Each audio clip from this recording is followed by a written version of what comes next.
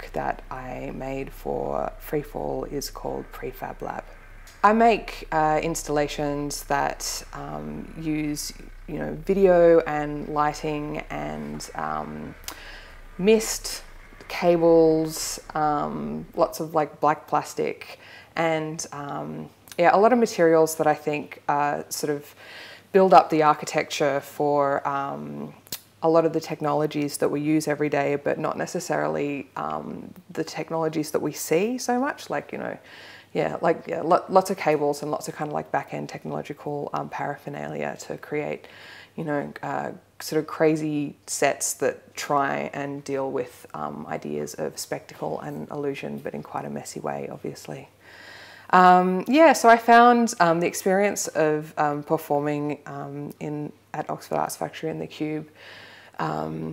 pretty interesting. I think my work when I'm making work that maybe might deal with highlighter fluid and UV lights and mist and lots of plastic in a gallery, it's really stark and it stands out and it kind of has this really grungy raver aesthetic. But I think in a late night music venue such as there, it kind of blended in a lot. It sort of didn't look, it's sort of weird, but it was almost in its natural element, so it didn't even stand out that much from what was going on outside the Cube, which I thought was sort of a really interesting, made me realise that my aesthetic's actually quite similar to the general aesthetic of like late night music.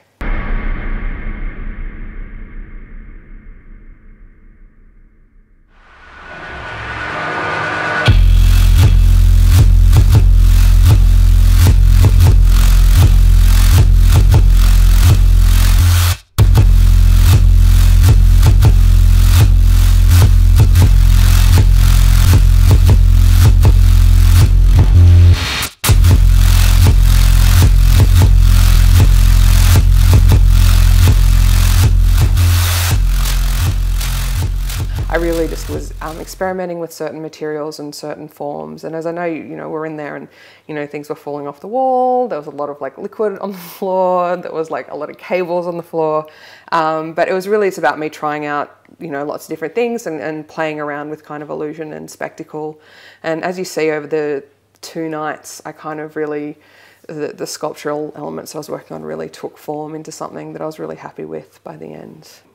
Yeah, I've sort of spoken before about how I'm kind of interested in the spectacle of science in so many ways. The fact that beyond maybe an objective pursuit of truth, there is a desire for spectacle or even magic, that shamanistic component. And so, yeah, I think with lining up all those vessels along the side and, having them be different colours and shooting spit steam and things out, sort of engages with that, but there's no actual scientific experiment taking place.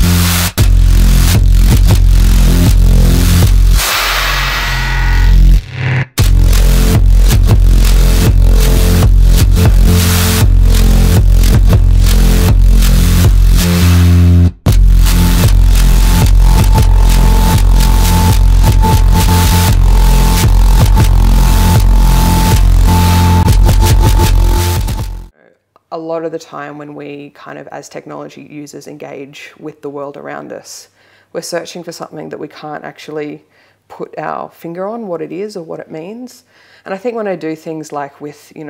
like LED ice cubes and dry ice and like bubbling cauldrons and weird things with highlighter fluid, it's kind of tapping into this idea that we kind of want something, but we don't know what it wants, and therefore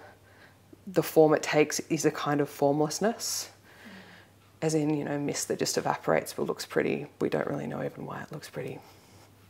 And all out of kind of pretty accessible household materials as well. I mean, this performance for the last 2 nights has been really fun, because normally when I'm thinking about having to do anything, say, to do with mist or anything in a gallery space, it's really problematic because the dry ice is good for,